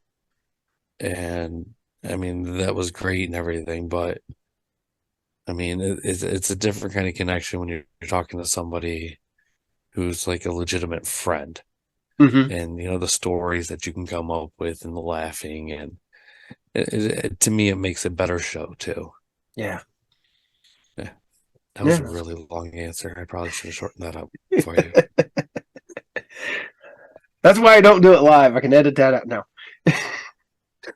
I'm gonna watch this later. It's gonna be like 16 minutes long. But like, It's man, been over 2 hours. was there Why is for a long time for that 16 minutes. this? Yes, you'll see it on the B-roll now. The blooper Man. reel's like 15 times longer than the actual episode. Um, I Man, they did I really did fucked up a lot. I did a blooper reel for my commercial, and it was legitimately my commercial for my show was 30 seconds. I had 3 minutes of bloopers because I could not get out what I was trying to say at all. And then as soon as I would get it nailed, my son was there too, and he was my older son, and we were doing together. He was doing his part. I would nail mine, and then he'd fuck it up, and I was, and then I did the whole. It happens. I get it. And then I'm sitting there. I turned into the one dude. I'm like, fuck it, I'm doing it live. I just started all over. Is that Bill Riley? Yeah. Yeah. Yeah, I mean, I had a commercial for the longest time, and then I quit giving it out. And then I was like, I'm gonna make a new one. That was about a year ago. Oh yeah. I never did it. I was gonna shoot a new one in like September when it was still kind of nice outside, and nope. I was like, I'll get to it. I'll get to it. I'll get to it. I'll get to it. Oh, it's January. I didn't get to it. Right. Yeah, with me doing a live video, I was actually gonna do mine as like not just the ad for us, but like do the sponsors and everything. Just like, it'd be like, oh, let's make the show easier. I won't have to do any of that stuff. Just hit the button and it's good to go every time. Still never did it. I'll do it live every time. Oh shit. Well, man, this has been a blast. I've been Definitely having fun. Yes. Thank you very much, man. And I'll have to get you back on for more because this has been funny. And well, I'm happy I was able to help entertain you. just talk about random shit. I'll have to get you over on the show with us sometime, man. I mean, just let me know. Oh yeah. I mean, I'll ruin your day. I'll make you watch something that you didn't think you could watch. There's only one movie that I will not watch, and I know it's dumb. It's a Serbian film. I read the synopsis. I had one friend who used to go out of his way to try to trick me into watching it. And I was what like, if I told you it was surprisingly sexy? I'm still good. No. For those who haven't heard the plot yet, I was joking, and I really hope you don't think that of me. Yeah, no, don't worry about that one. My co-host won't do that one. He also refuses to do Jeepers Creepers or Powder because of Victor Salva and all his. I get it, but I mean, a movie's a movie to me. It's like, I watched them because I was a manager at a video store, and I was the guy who would have to replace and fix VHS tapes back in the day. So those are the only reasons I ever had to watch them, is because I was like, nah, I'm good. But then I had to replace and fix tapes, and they're like, well, you got to watch them, make sure they work fine. So I was like, all right, throw it in. I'm like, they're okay. I had to do that to a lot of my own movies. I mean, that I just personally worn out. Like, the worst one for me was always Kung Pao Into the Fist. Not even a horror movie, but man, I burned the fuck out of that VHS going through it. Oh yeah, the good old days. Oh, I miss VHSs. Oh man, I am a sucker for VHS tapes, man. Just because of the box art. Box art was so good. I got a couple boxes of VHSs throughout the house and in my car. I probably got about 1,500 still, and I've like 2 copies of the Dead Pit with the little light up guy with the eyes, and I got promo VHS tapes and all that other stuff. Yeah, I don't know if you can see it, but I actually have up here. It's behind stuff because I just have so much shit up here. But I have the entire series of Tales from the Crypt Keeper on VHS. Yeah, I think I got a couple. Notice anything about this packaging? That is still sealed. All of them are sealed. I have the whole collection sealed. So yeah, I fully understand your hobby there. Yep. Yeah, just let me know what movie, and we can work this out. Oh, yeah. We usually do our show Saturdays at 10 p.m. Eastern. Well, I mean, you're in the same time zone as me. I don't know why I even say that. Well, I always have to say that now. I've done shows with people from Australia. I've done shows with Spain. Oh God, Australia's a pain. I got a buddy in the UK who's always trying to be on. It's like, I was like, dude, the last time you had to be up like 8 hours past your bedtime, like didn't work out too good for you, man. You were pretty dead. I had to shoot a show for Hawaii, and they the earliest they could get on was 8 o'clock their time. Oh wow. So I'm like, all right, let's try for this. I shot, Hey, and then the dude, worst part about it that's is so that cool. episode's still lost because Oh the no. internet kept fucking up the entire time. Well, I mean, yeah. Unfortunately, that's how it goes. I mean, I had the internet mess up on me a couple of times at like my old house, but then after I moved, it's like, my show's doing pretty good. I spent a little bit extra up my internet a little bit more than where I was, Ours, you know.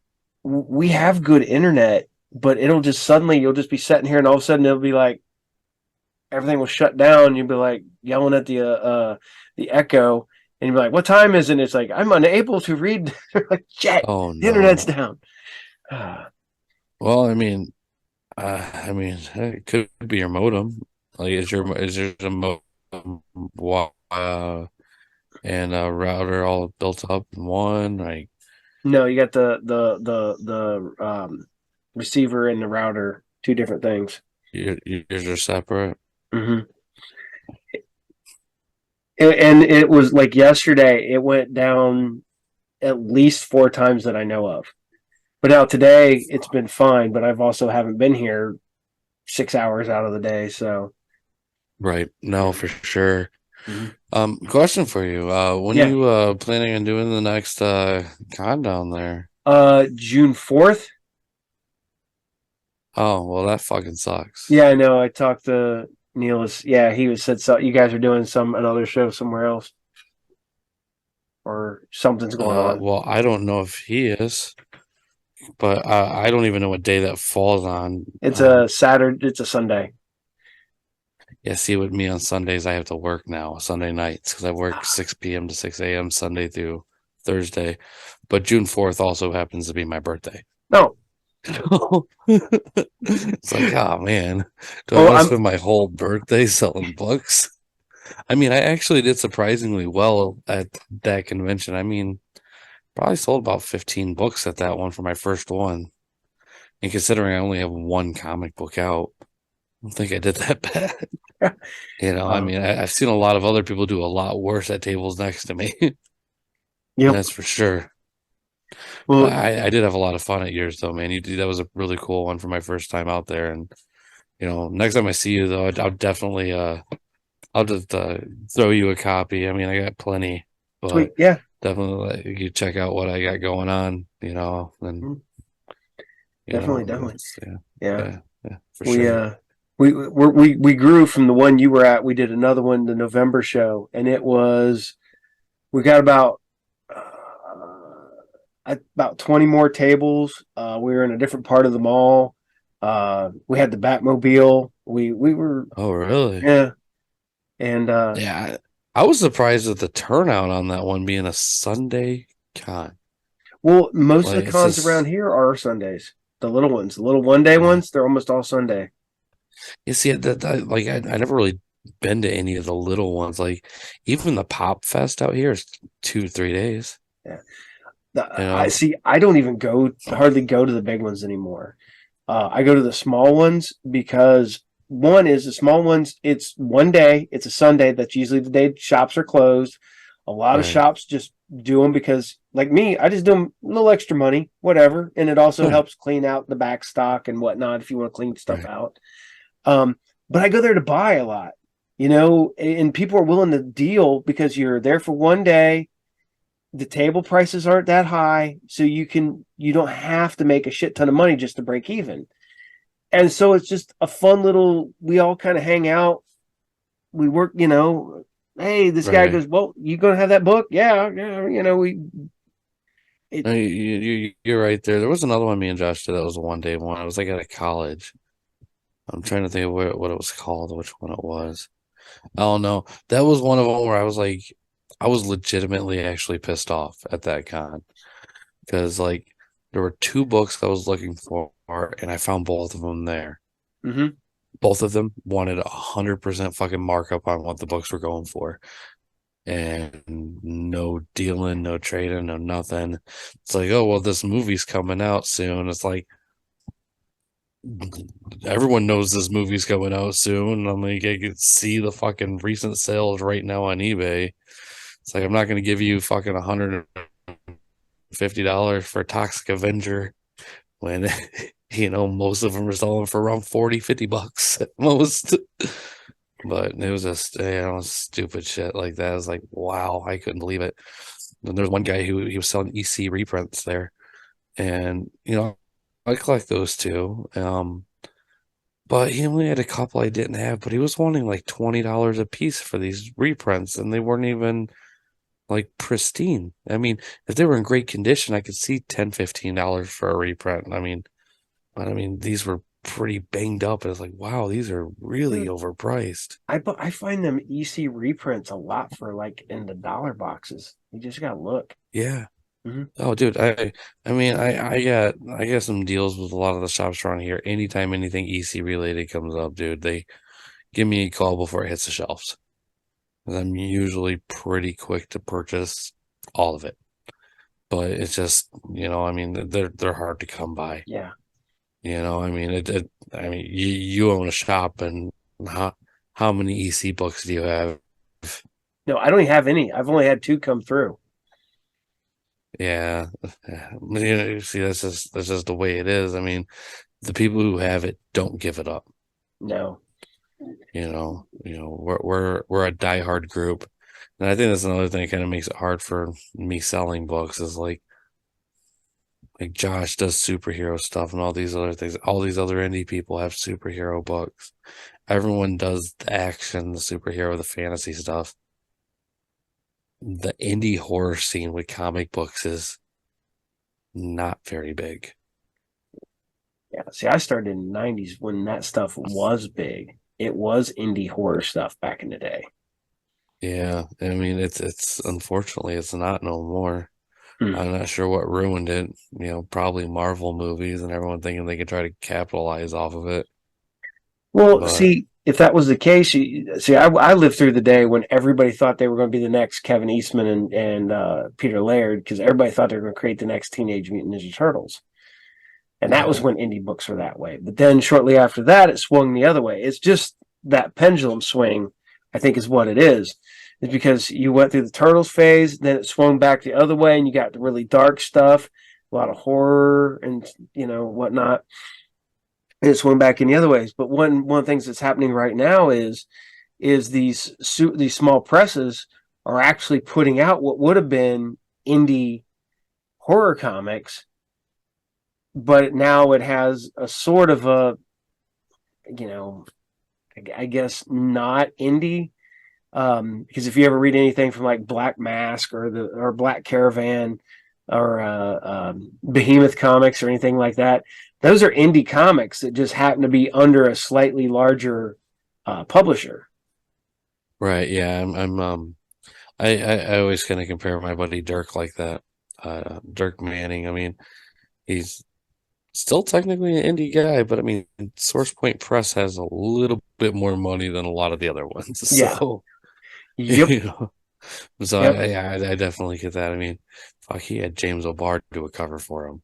Yep. There's not too many indie publishers that couldn't do that. So, James wouldn't even talk to most people about that.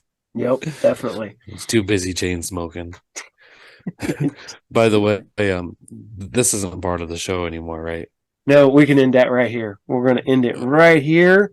We will talk to you more later and have more of this. So take care for tonight.